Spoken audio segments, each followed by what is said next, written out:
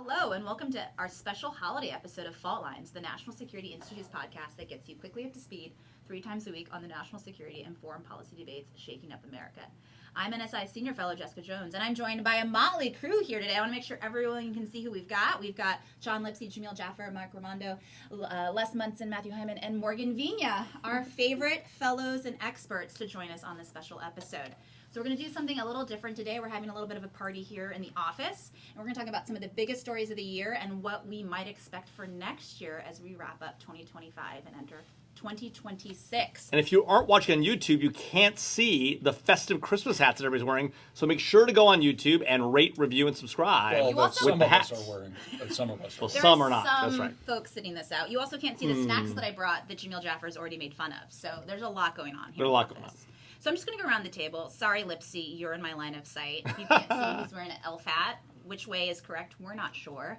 What do you think was the biggest national security story of the year? The President of Peace. We had... Not the Prince of Peace. The President of Peace. We have a new American president this year. That happened this year. Actually, it's only been a year.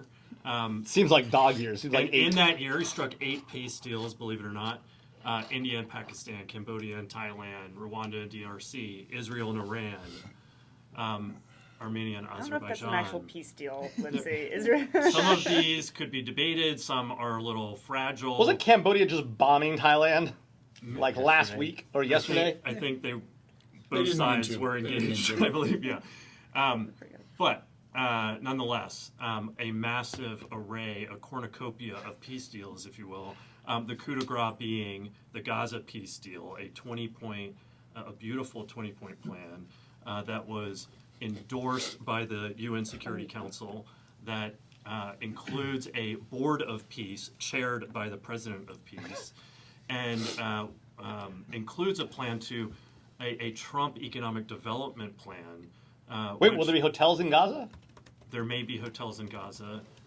The Trump Gaza is in full effect. There are many thoughtful investment proposals and exciting development ideas already in play. But he didn't stop there, okay?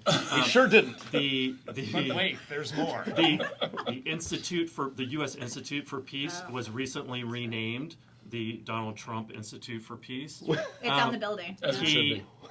He was recently... He didn't start it, to be clear, or build the building. He recently received the inaugural FIFA Peace Prize. Didn't know FIFA was into peace. Soccer, or football, as Donald Trump would say, is a game in service of peace across the world. All those red cards. And while he was not officially, technically the recipient of the Nobel Peace Prize, the recipient, the Venezuelan opposition leader, dedicated her prize to President Trump for his decisive support for our cause. So this truly has been the President of Peace.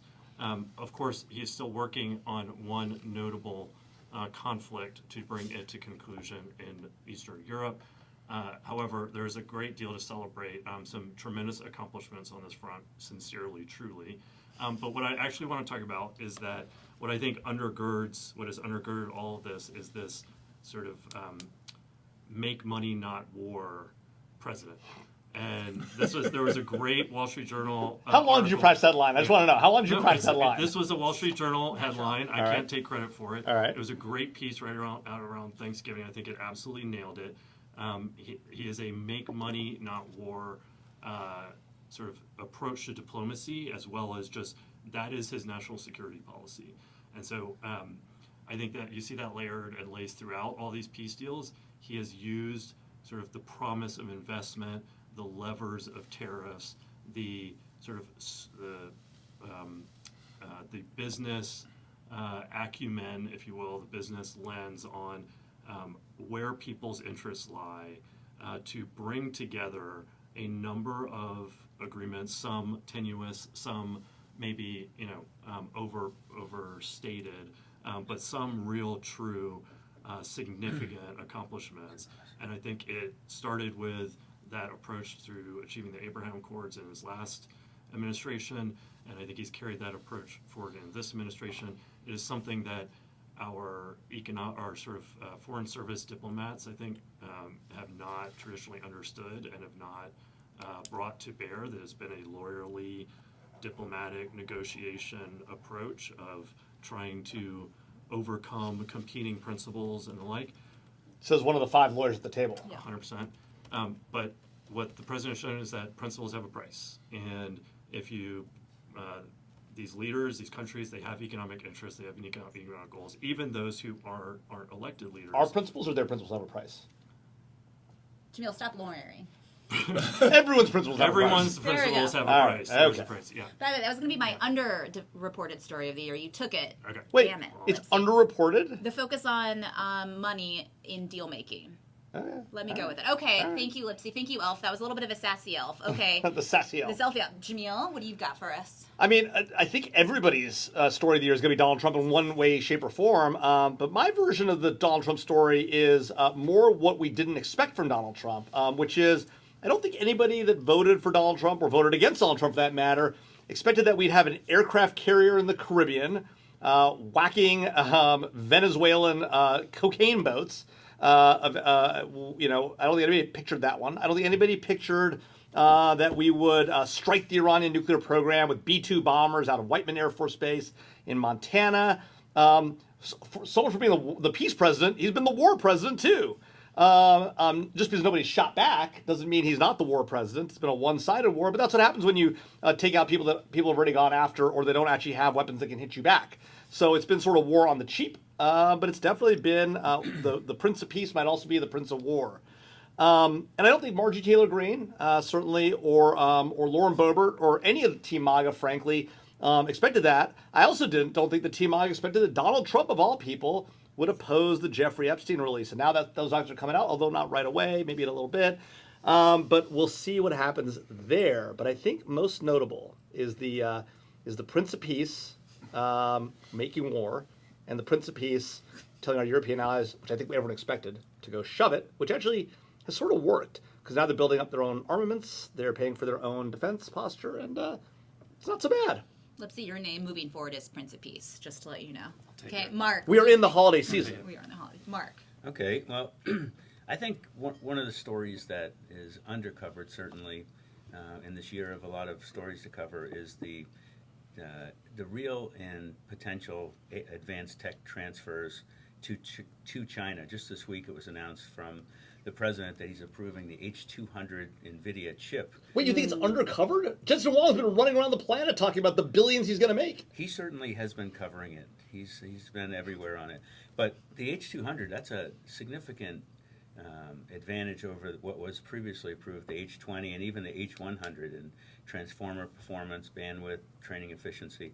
Now, one of the U.S. strategies has been to keep China at bay by denying them these advanced AI tools. My fear is not just that they'll continue to ramp up through direct purchases and gray market as they have been, but that this, since you won't see the sky's not going to fall on one day here, I think it might embolden NVIDIA and others that want to do even higher tech transfers to China.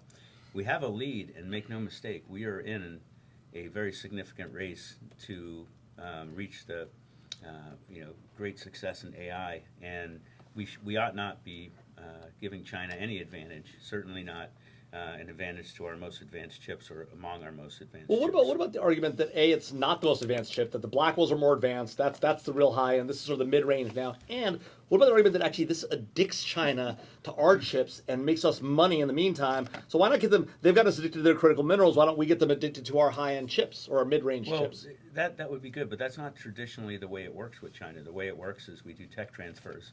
They reverse engineer and then dominate the market of the technology that we put a lot of R&D and effort into.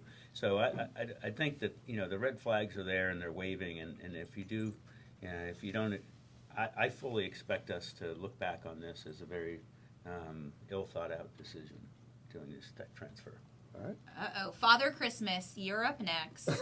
Wait, why is he Father Christmas? He's got a beard? Look at him, and he's in the center of our sign. This is Father Christmas for today. Alpha. I'm the alpha. That's why, Jaffer. Yeah. He's the Prince of Peace. The alpha elf. Father Christmas, King of Peace. what is the story that stood out to you this year the most? So This is not necessarily the biggest story, but I think it could be. Great. Don't answer the in- question. in Go a different route. I know. Well, these guys have already Answer the question offered you some, want. some very good suggestions for the biggest story, and I largely agree with them. UFOs. I don't know how John went from tongue-in-cheek to serious endorsement of so quickly during his monologue, but that was impressive. I'm glad you recognized him first, by the way. I had some doubts about that, but I was wrong. We lost some listeners. Maybe they're coming back. They're coming back. That was an amazing intro. I'll throw out as a significant story the destruction of the U.S. foreign assistance apparatus over the last year. But wait, the national security strategy says I that we will- love Let him soft finish. power. Okay, not Father Christmas. Let Father Christmas finish. Thank you for jumping ahead.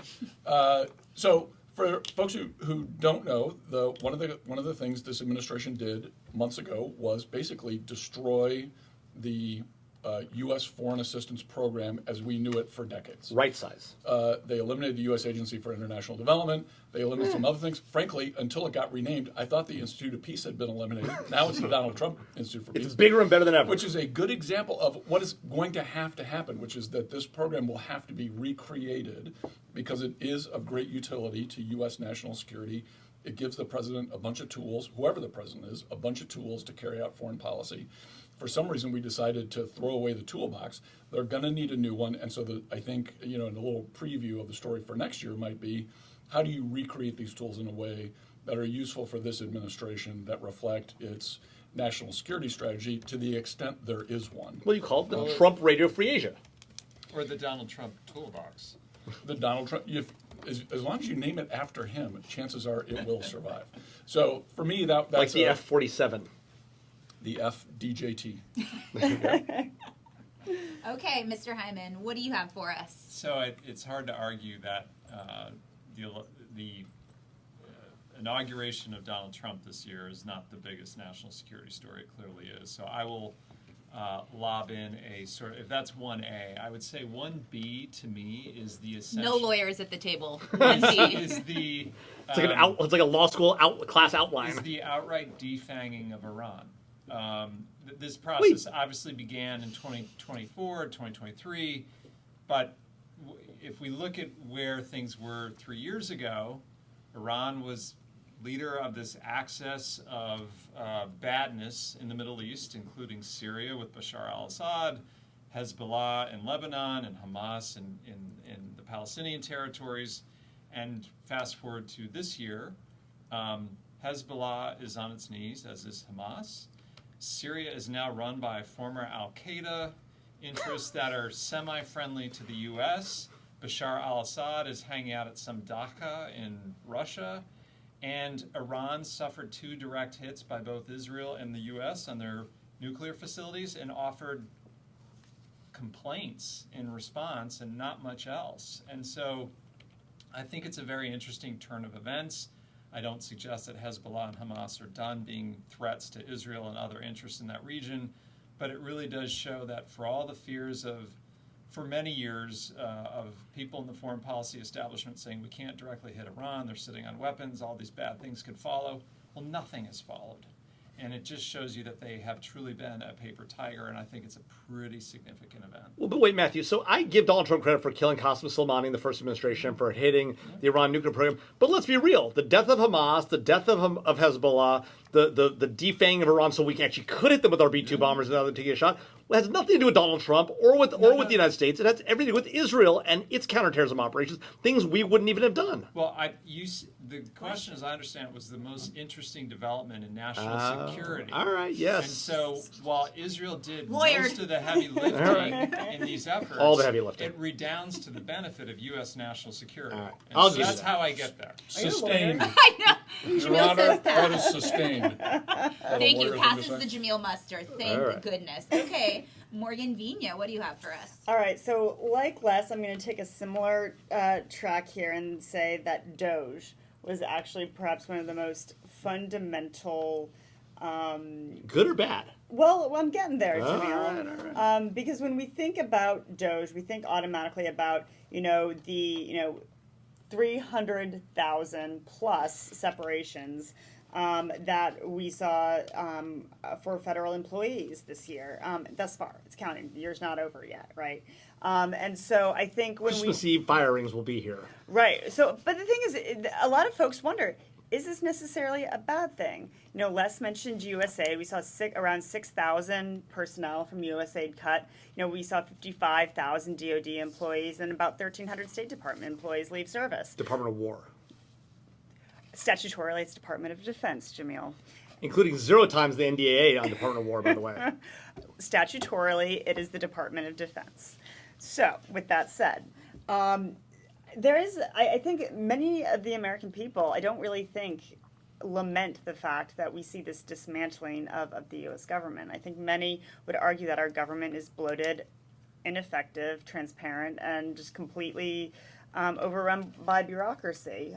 So in many ways, I think, you know, Donald Trump's changes to the U.S. government have not only been in line with, I think, many of the American public's, you know, sort of opinions and favorability, but also I think, you know, we've sought to this administration has sought to radically transform how the government operates. Not only that, but make it irreversible, right? A lot of these changes like USAID, we are not going to see another USAID. Oh yeah, we are. You think so? Okay, 100%. we are bet never for Not even 2026. we are never going to see a USAID in its previous form, right? It'll be exactly the same. No, I actually think that might not be a bad thing. There were a lot of things. Exactly. I like USAID, but there were a lot of things that were wrong with Exactly, it. and I personally think, particularly when it comes to USAID, Les, there is a dramatic need for a more, you know, effective, transparent, Yes. and accountable Yes. foreign aid Yeah. structure. It's not to say that soft power, like U.S. foreign assistance, is necessarily a negative thing, but for the past few decades now, USAID has Ran its own needed book. right. USAID has needed dramatic reforms that, frankly, the establishment and the people, the leadership in place, was unwilling to make. To be fair, an establishment that you were part of, to be fair. USAID was the most transparent, accountable agency in the U.S. Oh, my government. God. That is That is- nonsense. Not even. That Says is the not former even alleged affairs nonsense. person Not for even- USAID. Excuse me, it's not even a close call.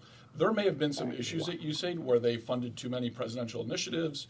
Did you ever read a cigar cigar investigation? What about Cigar Cigar? is the thing that won't be recreated, which was like the third tier Wait, inspector tell general the to guests, review yeah. the Afghanistan program. Totally unnecessary.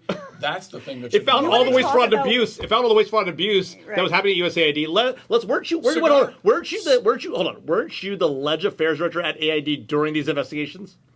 What? That's not material. That was 20 years ago. Cigar criticized USAID for building a highway in Afghanistan during a war, while a war was going on, because people ended up getting shot during the project, not recognizing the fact that there was a war going on in Afghanistan, and USAID built a highway there in the middle of the war. Maybe not the brightest, you know, investment of U.S. resources. It was a decision of the Bush administration to build the highway. I- USAID did it. Then they get criticized for doing it, mostly because of politics between the State Department and the Defense Department. I promise you, the bureaucratic need and the policy need to recreate a USAID will exist very shortly.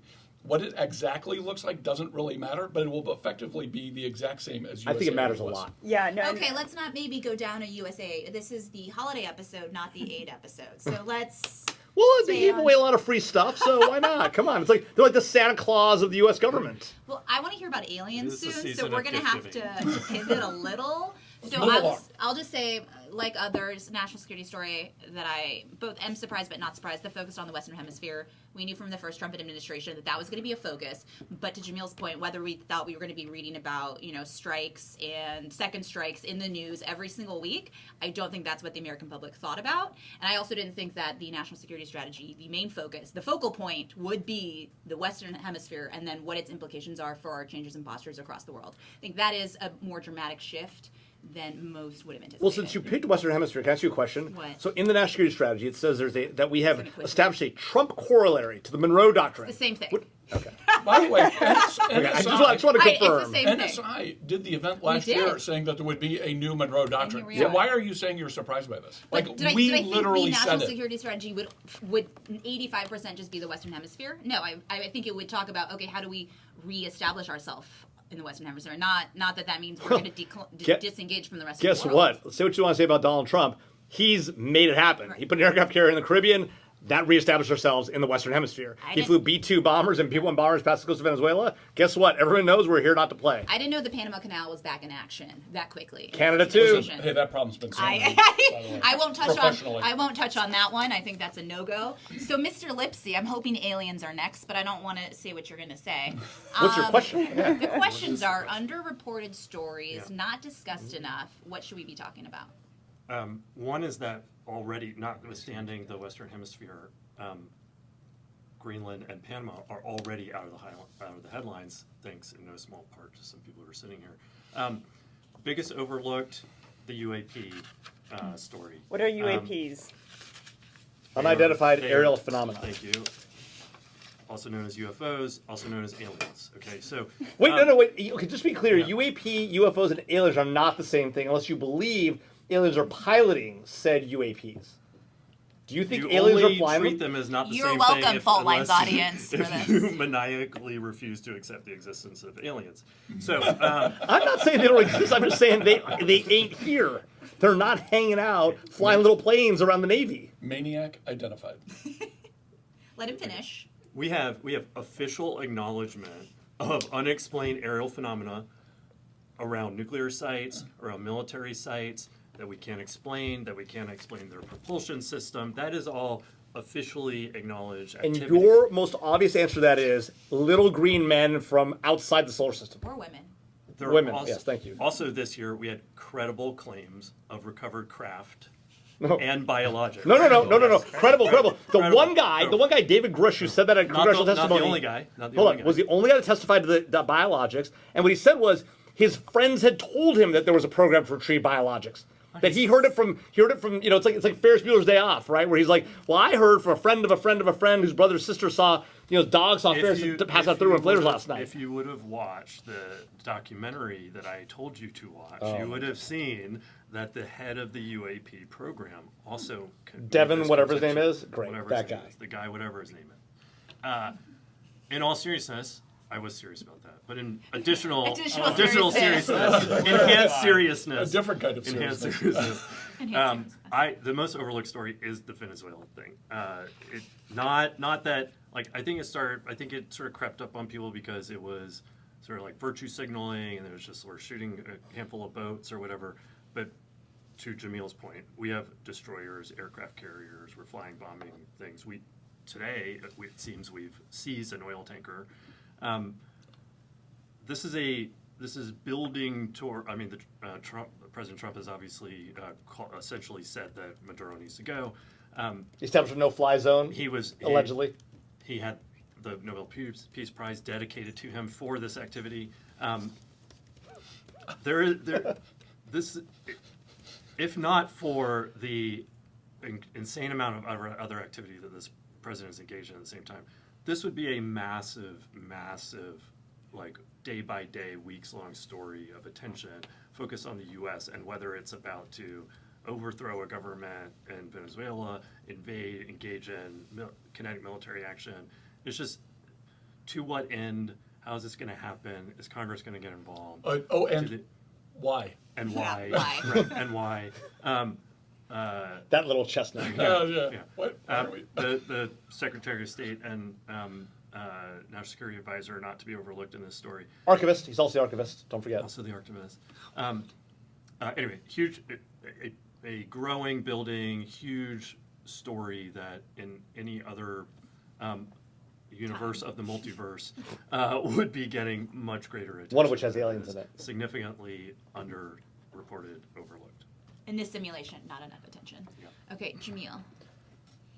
Look, I mean, I think the most obvious overlooked story is the complete collapse of the first Trump administration's policy on China. This Trump administration, while appearing ostensibly hawkish on China and saying a lot of things about tariffs and imposing a lot of tariffs, has actually made more deals than any prior administration with China, has at once cut off the supply of all Chinese students and then tripled the number of Chinese students coming to U.S. universities, has allowed tons of Chinese to buy into the U.S. through the Golden Visa program, is now selling advanced chips to China, I don't think you can name a single front on which we have treated China like, TikTok. Don't forget about TikTok. We ignored the law, let TikTok survive, and then cut a deal to allow TikTok to remain in the United States while with the Chinese still in control of its algorithm. Great. So the most hawkish administration on China in a generation, in the first Trump administration, has gone to the still appearing to be the most hawkish, but in reality, the most dovish administration on China probably since Nixon. So there's that. Hey, Marc, you answered a little bit at the last round, but what else can you tell us about other stories this year that are standing out to you or you think need more attention? Well, one that really it has been covered, but I don't think we fully have understood the ramifications is what's going on with the national security strategy. It just dropped, the impact it's going to have on transatlantic relations. If we look back to February of this year, right after the administration was inaugurated, the vice president gave quite a memorable speech at the Munich Security Conference, which I was there watching it, and I can tell you that it was quite shocking to the Europeans, and I think that that's been followed up, and if they think there was going to be a thaw in that position, I think the recent national security strategy made it clear that this isn't a one-off tactic, that this is a strategy for the next 3 years. Europe has been our closest allies.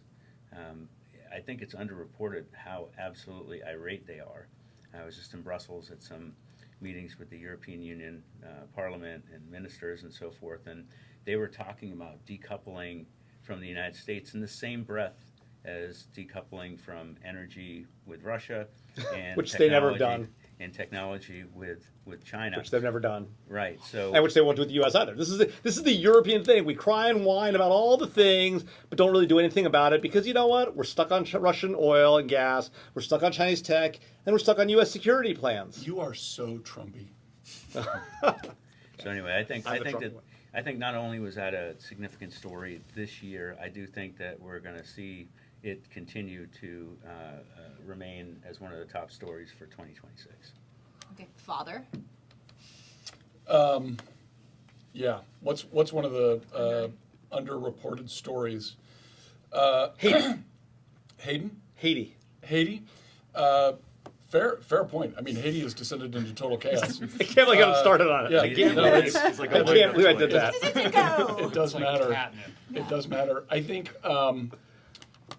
the most underrated story is, in a way, kind of the opposite of what Marc said, which is how quickly the Europeans figured out how to deal with this administration. Calling him daddy at NATO. Literally calling him daddy. And they says Father Christmas. The heads of state from our European friends and allies acted in concert. They support Trump every single time they can. They show up at the Oval Office and surround him as if they are staff. They blather praise. And having a staff discussion and getting orders from the boss. It's amazing. And it seems to be working, where they all said, sure, we'll do your 5% defense expenditure for NATO, even though that's a bit of a mirage, maybe a lot of a mirage. And they've made him happy, and he endorses NATO, and he endorses Europe. And he sounds a lot like any transatlanticist from the Council on Foreign Relations. They managed to do that somehow. So that, for me, that was the biggest surprise. Until it's written down in a national security strategy. Yeah, right. They'll complain for a week and then they'll get back in line. Okay, Mr. Hyman? I think one of the more underreported stories is the disconnect between the rhetoric of being ultra hawkish or hearing Secretary Hegseth talk about we want to be the most lethal military in the world and what the Trump administration proposes in terms of actual spending on the military. If we go back to May, the administration proposed, I think, a budget of $893 billion, which is essentially flat to last year, which, by the way, last year that was the Biden budget.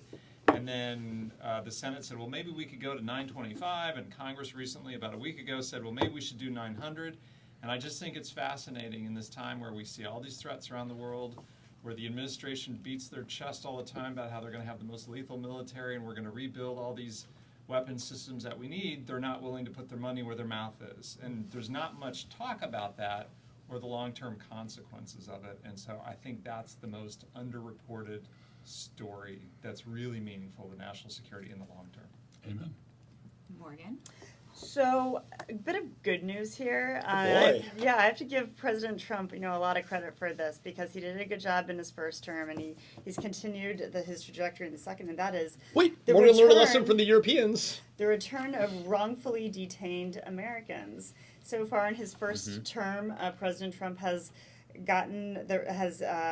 secured the release of 72 American detainees abroad. How many Russian major criminals do we turn over for that benefit? Yeah, did it cost $80 billion?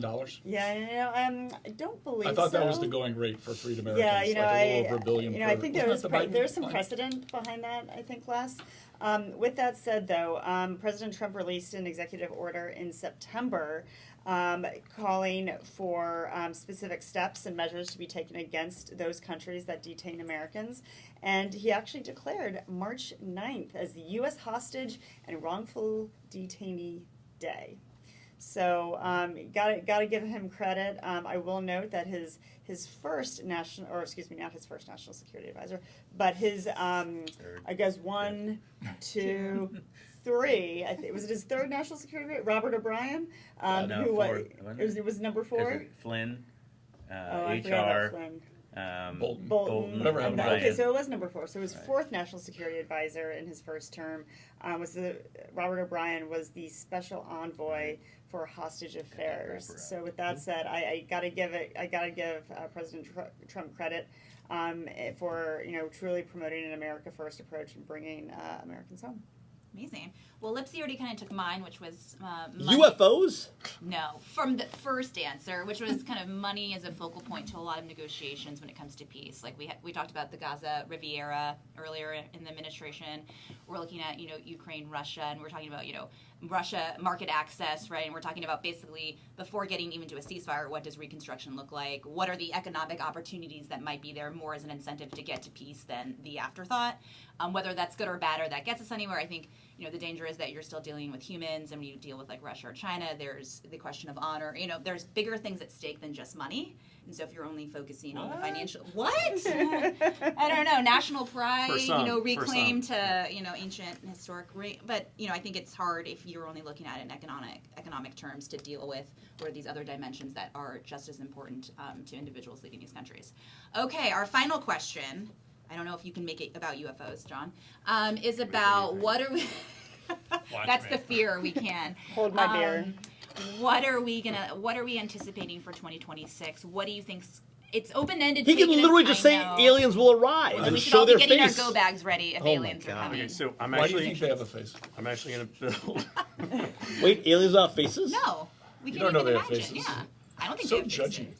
You don't think they have faces? No, why would they have a face? What They're kind not of breathing aliens are? oxygen. Arguably very speciesist. what Yeah. You just did. Be more Yeah. creative. Okay, John. Okay, woke AI. So I'm actually going to build on Jamil's last Oh, point. God. I think we're going to see. So mean. I think we're going to see China just like China. effectively downgraded from adversary. Like that's just not going to be a thing. Like starting Russia. this year from this administration. I think that will be a basis for probably the start of some competition from potential Republican candidates on that front and things. Clearly, Congress will have differing opinions, but I think from this administration, from the president, I think China is going to lose the adversary moniker. I think there was a lot of discussion around, cozying up with Russia. Was that the reverse Nixon? You were pointing back to Nixon.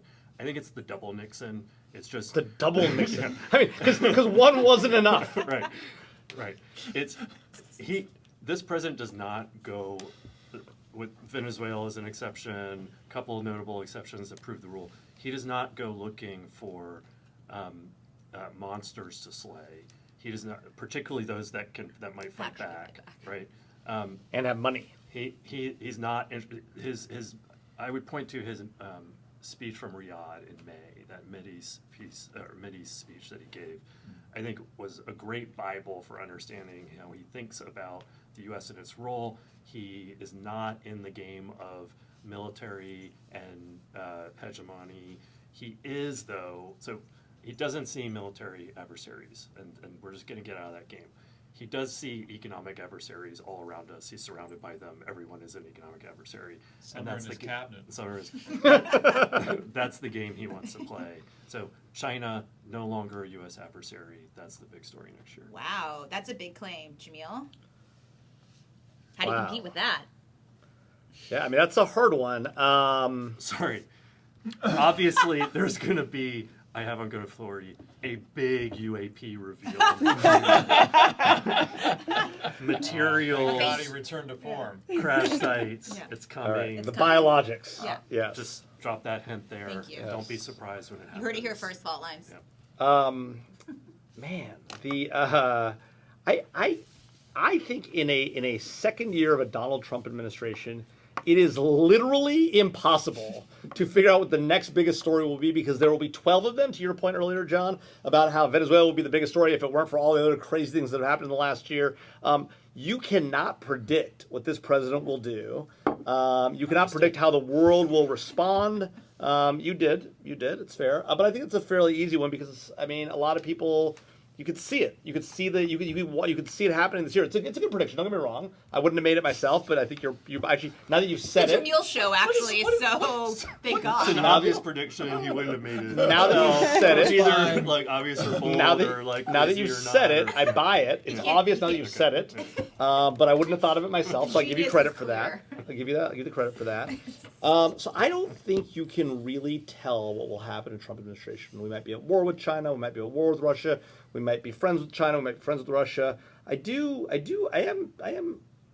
am tempted by this idea that John has that we will take our two largest adversaries in the world, Russia and China, and pretend like they're not, delude ourselves, as the president has, into thinking they're not, and then we'll have to make other enemies elsewhere. Even though he doesn't make monsters, he'll make little ones, little baby monsters like Venezuela and Iran and North Korea, the little rocket man.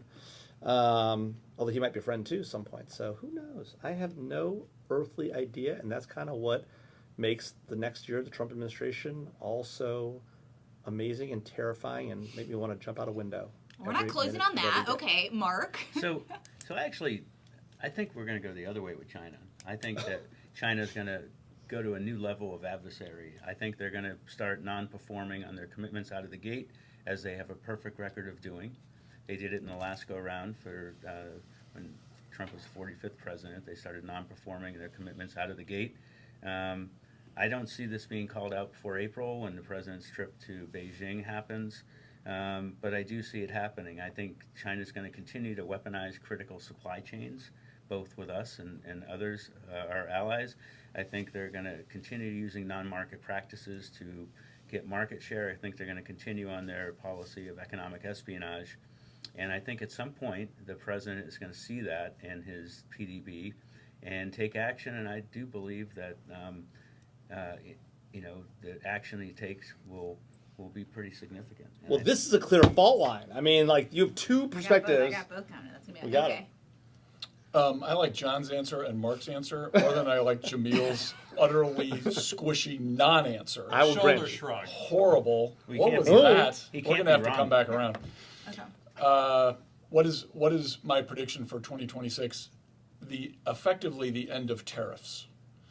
I thought you said the end of terror, but no, the end of End tariffs. of from tariffs. a court standpoint. The president imposed tariffs to give himself leverage in all these conversations with countries. Those are playing out. Over time, the level of the tariffs and the amount of tariffs are going down.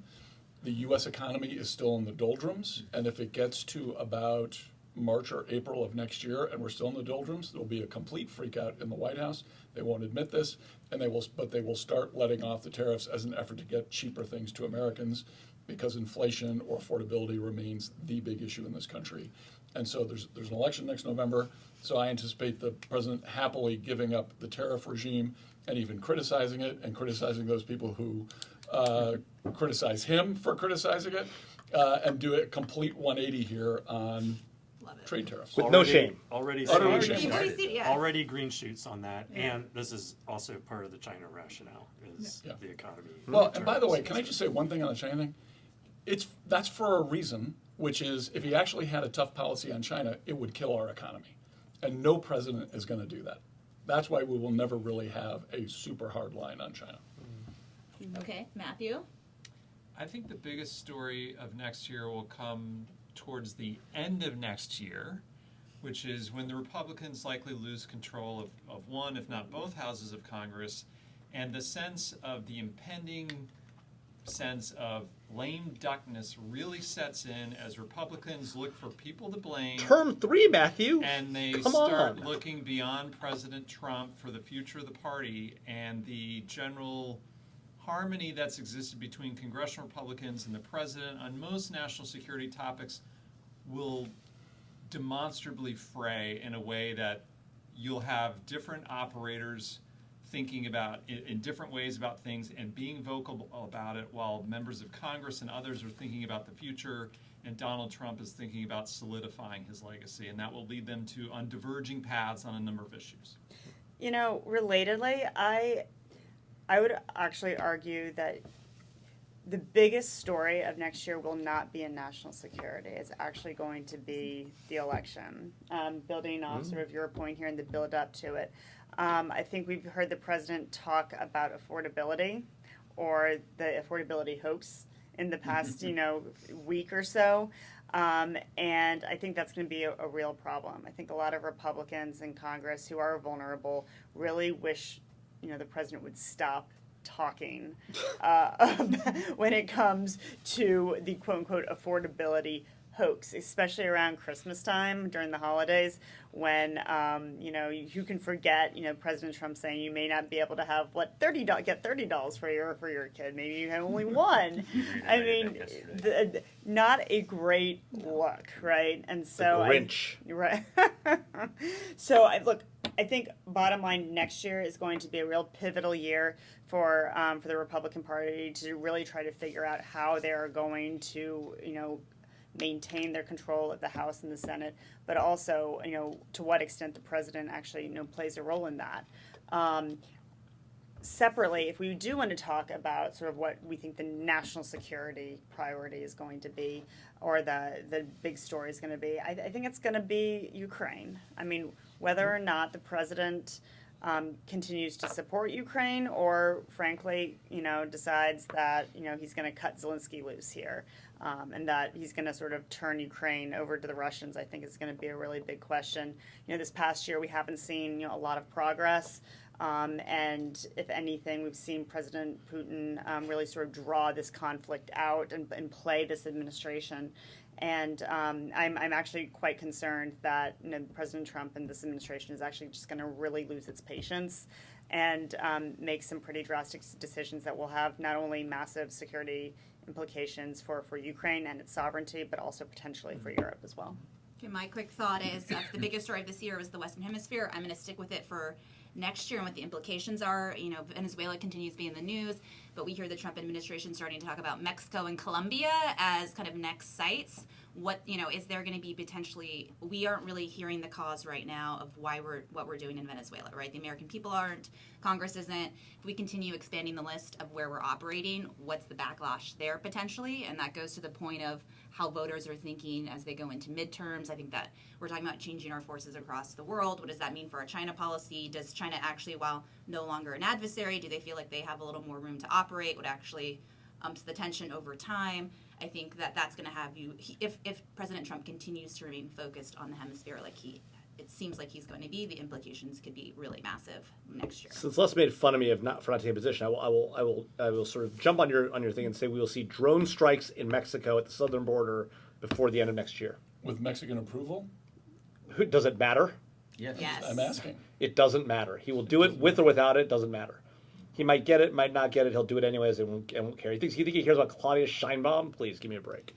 Well, I didn't want to say that's the most positive note to end on, so we're going to say happy holidays from the Fault Lines. Drone strikes on the southern border. Here. Merry Thanks Christmas. so much. That's a wrap not only to this episode, but the year 2025. Thanks to Kelly Crowley all year, Claude Jennings, and the entire NSI team for helping producing today's episode and the year's episodes. Thanks so much for listening with us.